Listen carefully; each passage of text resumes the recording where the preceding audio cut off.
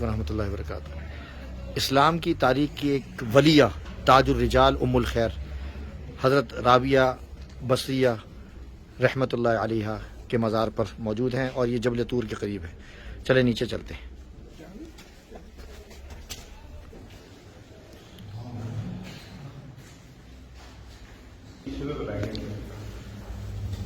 بہت زبردست آ رہی ہے۔ بس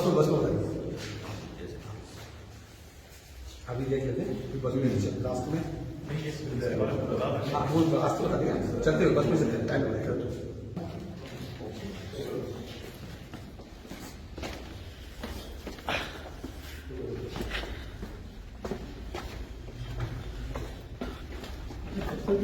مزار کی طرف جا رہے ہیں ان کے۔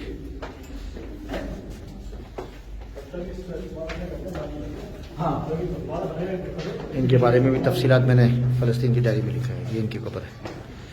ایک قبر یہ ہے بتاتے ہیں اور دوسری قبر بصرہ کے اندر ہے۔ 135 ہجری میں ان کا انتقال ہوا ہے۔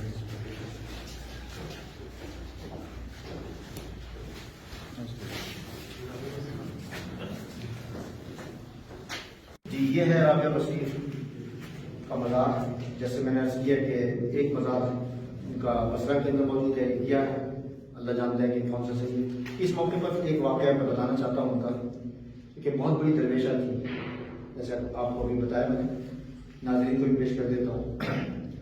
ایک جوان نے اپنے سر پر پٹی باندھ کے رکھی تھی، تو ان سے پوچھا کہ تم نے کیوں پٹی باندھی؟ کہا کہ مجھے بخار ہوا۔ تو کہا کہ پہلے کبھی بخار ہوا ہے؟ کہا کہ مجھے زندگی میں پہلے کبھی بخار نہیں ہوا۔ تو انہوں نے یہ کہا اس نوجوان سے، 30 سالہ نوجوان تھا، کہا کہ کبھی 30 سال کے اندر کبھی تم نے شکرانے کی کبھی پٹی باندھی ہے کہ 30 سال میں کبھی بھی تمہیں بخار نہیں ہوا اور آج جو ہے تمہیں ابھی پہلی دفعہ بخار ہوا ہے تم نے پٹی باندھی؟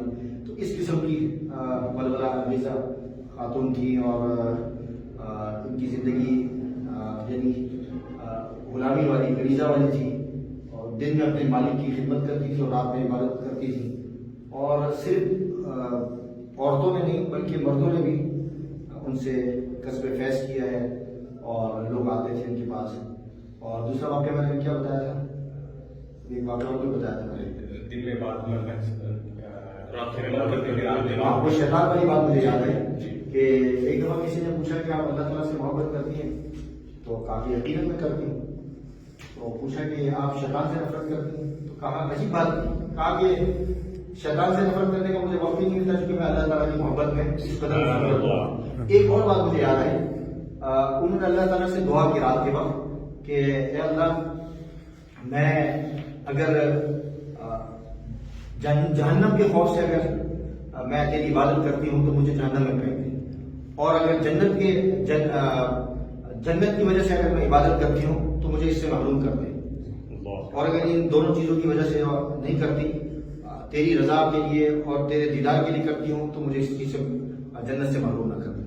تو اللہ تبارک و تعالیٰ ایسی ایسی امت کے اندر مائیں، ایسی ایسی خواتین اگر پیدا کر دیں تو امت کبھی بھی ایمان سے کبھی بھی محروم نہیں ہوگی اور ان کا مستقبل جو ہے وہ سرخرو ہوگا۔ اللہ تبارک و تعالیٰ ہمارا یہاں قبول فرمائے۔